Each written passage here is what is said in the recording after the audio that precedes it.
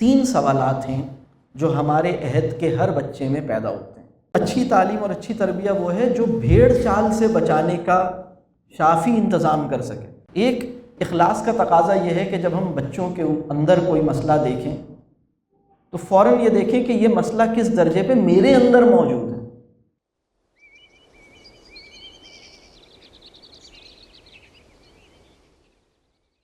اگر یہ کہا جائے کہ 21ویں صدی کا ایک ایسا ستم جو اس سے پہلے کسی اور صدی میں اس شدت سے نہیں ہو سکا، تو مجھے میری ایک طالب علمانہ نظر میں جو مجھے سمجھ آتا ہے وہ یہ ہے کہ ہم نے ان مسلمات کو جو روایتی تہذیبوں نے کئی ہزار سال میں تشکیل دیے تھے اس کے اوپر ہمیں شک میں مبتلا کیا ہے، اور ان کہہ لیجئے معاملات کو مسلمات کی شکل دے دی ہے جو روایتی تہذیبوں میں مسلمات کی شکل یا درجہ اختیار نہیں کیے گئے تھے۔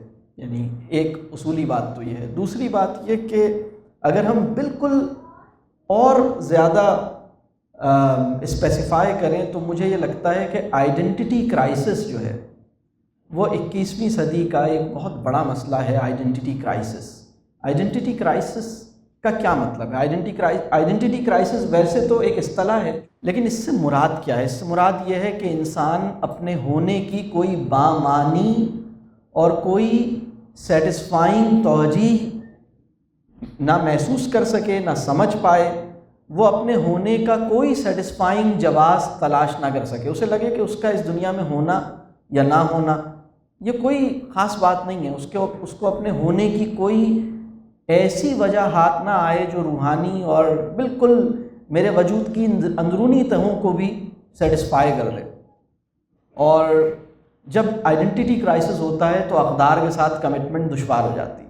جب آئیڈینٹی کرائسس ہوتا ہے تو آپ اپنی زبان بولتے ہوئے شرمندہ ہوتے ہیں، آپ اپنے اقدار سے وابستگی نبھاتے ہوئے معذرت خواہانہ رویہ اختیار کرتے ہیں، آپ اپنے والدین کا تذکرہ فخر کے ساتھ نہیں کر پاتے، آپ اپنی زمین اور اپنے مذہب کے ساتھ اس درجے کی وابستگی یا اس درجے کا تعلق نہیں نبھا پاتے جیسا کہ روایتی تہذیبوں میں نبھایا جاتا تھا۔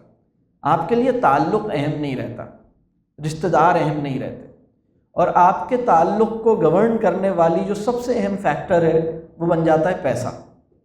تو پیسہ ڈٹرمن کرتا ہے کہ آپ کو اس محلے میں رہنا ہے جہاں آپ کے والد صاحب رہا کرتے تھے، دادا بھی رہتے تھے، یا اب آپ کو کہیں اور جانا ہے تو آپ برف کے ریگستان میں اپنا مستقبل تلاش کر لیتے ہیں، اور وہ اپنا آبائی وطن جہاں آپ کو اذان کی آوازیں بغیر کسی محنت کے سنائی دیتی ہیں، جہاں آپ کو ہر گلی میں کوئی جاننے والا ملتا ہے، وہ چھوڑ کے آپ آگے بڑھ جاتے ہیں۔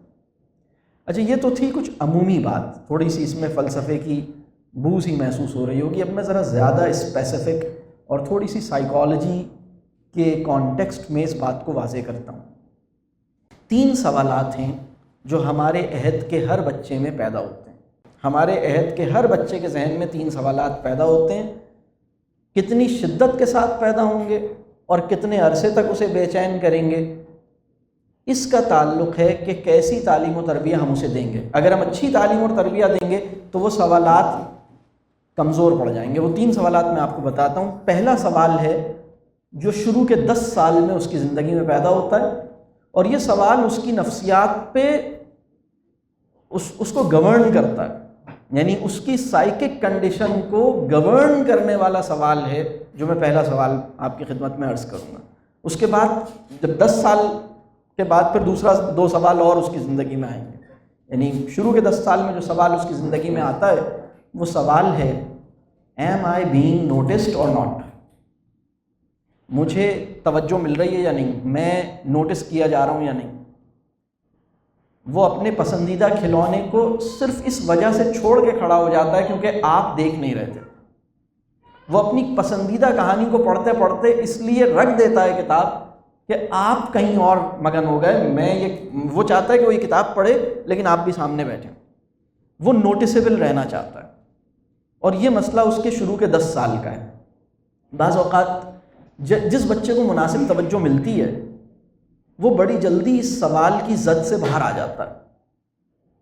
وہ بچہ جس کو تعلیم اور تربیہ، بامعنی تعلیم و تربیہ مل رہی ہے، وہ اس سوال کی ہتھ کڑی سے آزاد ہو جاتا ہے۔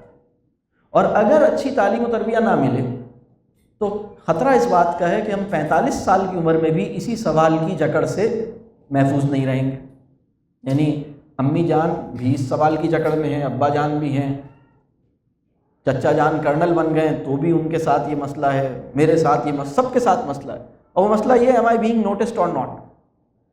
دوسرے 2 سوالات وہ ہیں جو بلوغت سے چند سال پہلے اس کی زندگی میں آتے ہیں اور پھر اس کو پوری قوت سے دبوچنے کی کوشش کرتے ہیں۔ یہ جو 3 سوالات ہیں، ان کا ہماری نفسیات پر، ہمارے بچے کی نفسیات پر شدت سے اس کا اثر ہوتا ہے۔ اور یہ اثر کیسے زائل ہوگا، اس اثر سے کیسے باہر نکلیں گے، یہ ہے تعلیم و تربیہ کی لیاقت۔ تعلیم و تربیہ کی یہ نتائج ہیں کہ ایک انسان ان 3 سوالوں کے چنگل سے باہر نکلے۔ دوسرا سوال ہے ہاؤ ایم آئی لکنگ؟ میں کیسا لگ رہا ہوں، میں کیسی لگ رہی ہوں۔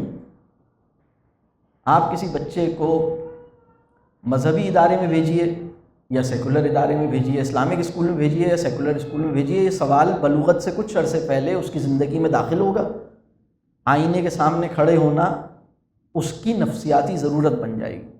اپنے آپ کو بار بار دیکھنا یہ اس کا ایک نفسیاتی کہہ لیجئے مسئلہ ہے، اور وہ اپنے لکس کے حوالے سے، اپنی پریزنٹیشن کے حوالے سے بے انتہا فکر مند ہے، ہائٹنڈ سیلف کانشیسنس کے فیز میں انٹر ہوا ہے۔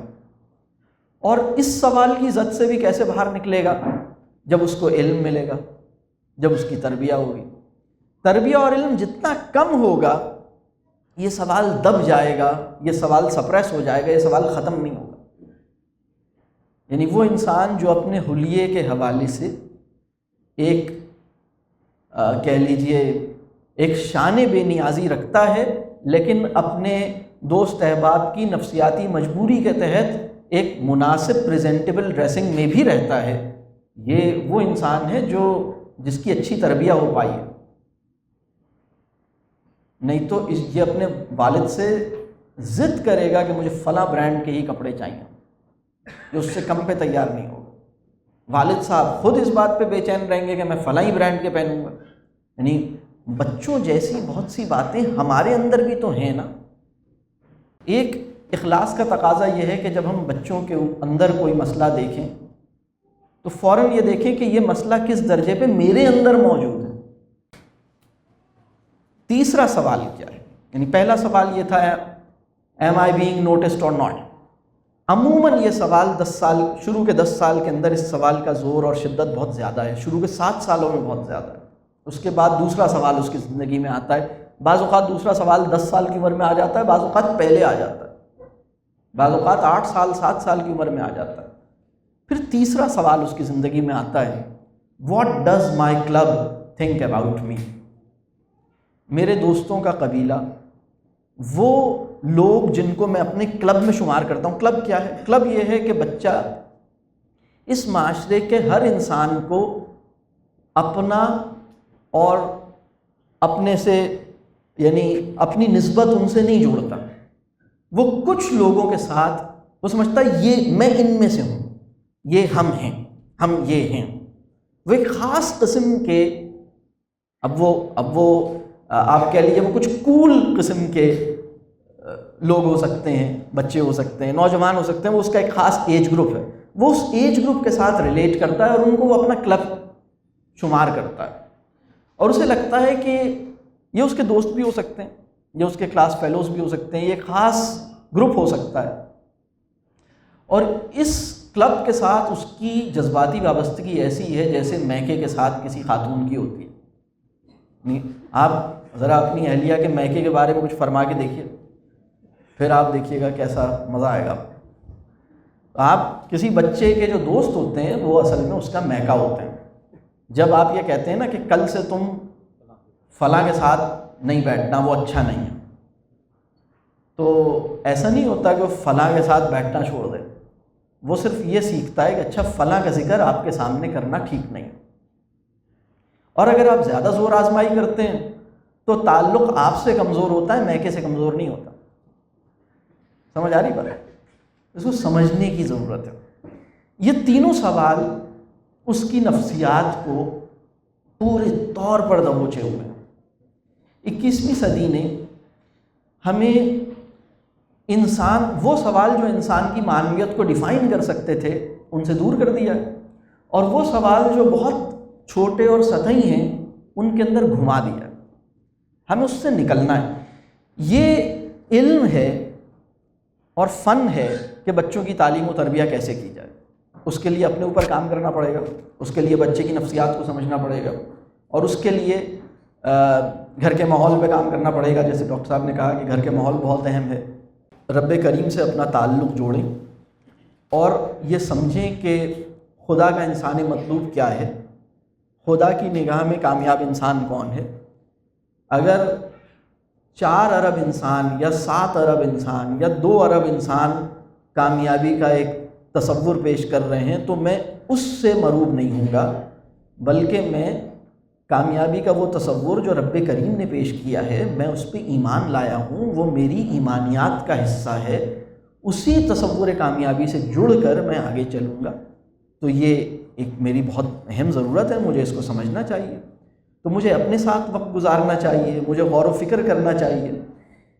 ایک چیز جس کو میں اکثر سوچتا ہوں کہ دیکھیں، تربیہ جو ہے وہ زیادہ نالج دینے سے نہیں ہوتی، بلکہ تربیہ اس وقت ہوتی ہے جب آپ کسی بچے کو یہ ریئلائز کروانے میں کامیاب ہو جائیں کہ سب سے اہم چیز جو ہے وہ دین ہے، سب سے اہم چیز جو ہے وہ یہ ہے کہ رب کریم مجھ سے کیا چاہتا ہے۔